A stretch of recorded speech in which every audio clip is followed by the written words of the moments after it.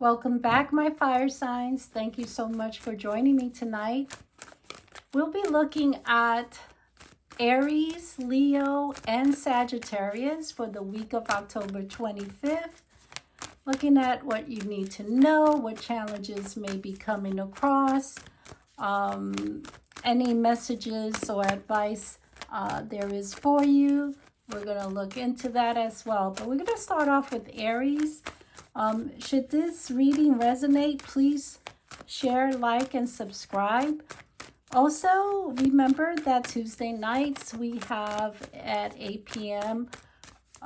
Eastern Standard Time mini reads for the week. It's like a daily card reading at the clubhouse, 8 p.m. Eastern Standard Time. Thank you for those who have joined the clubhouse with me, and looking forward to seeing you again. All right, for the week of October 25th, Aries, here's what I have for you.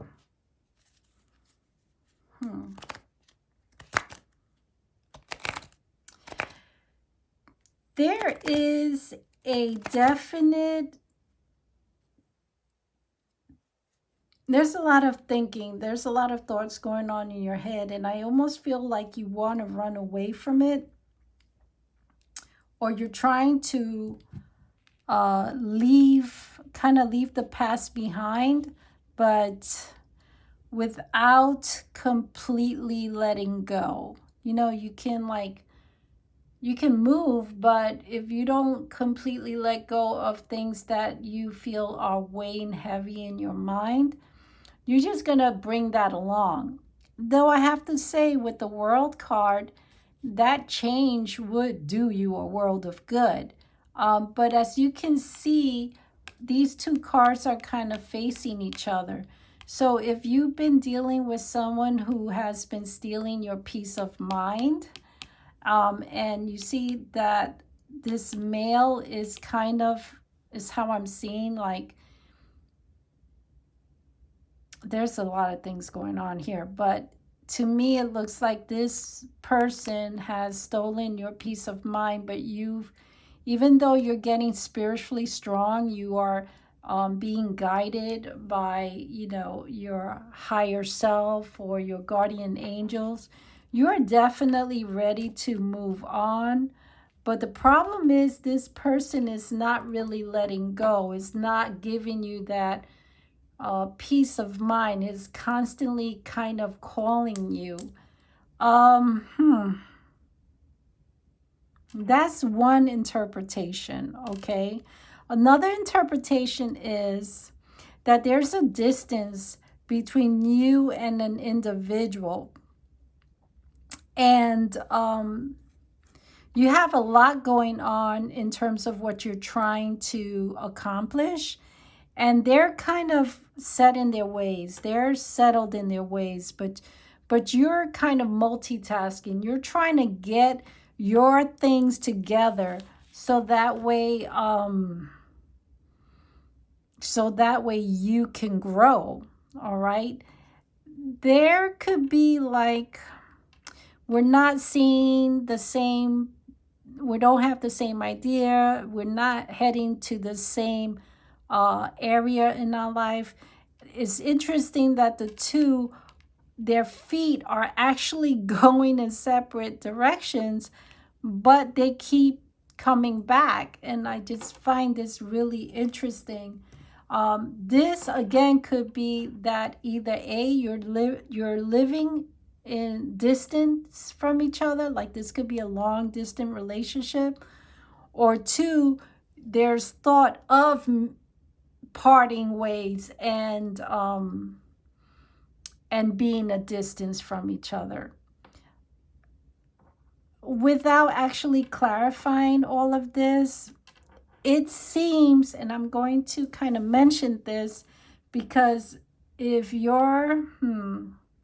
might need to ground yourself, Aries, because either you're not getting enough sleep or you have your head in the clouds a little bit too much.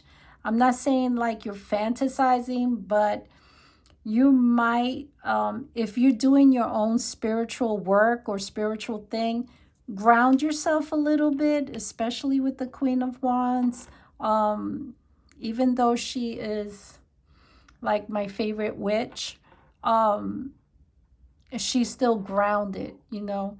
What makes her grounded is not only the work that she does spiritually, but her knowing that that not everything is answered through, like, let's say tarot, or through spiritual request, if you will.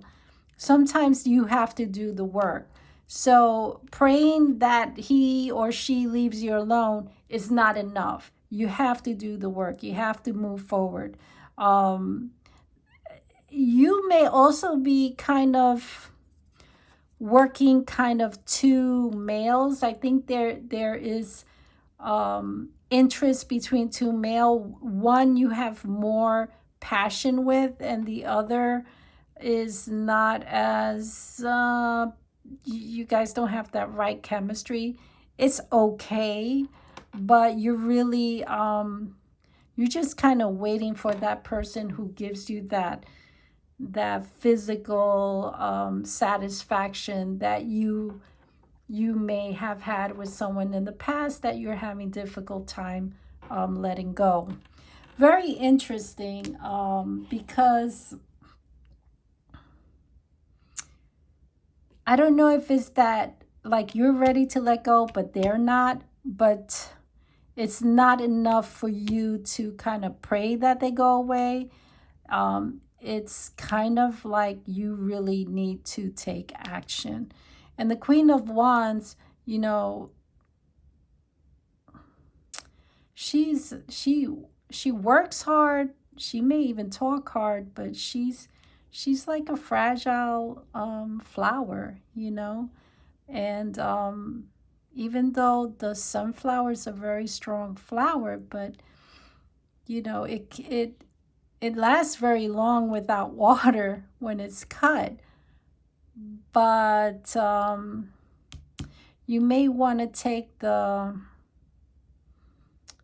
path of the Queen of Swords, to cut off any negative, toxic relationship that's not going to work for you.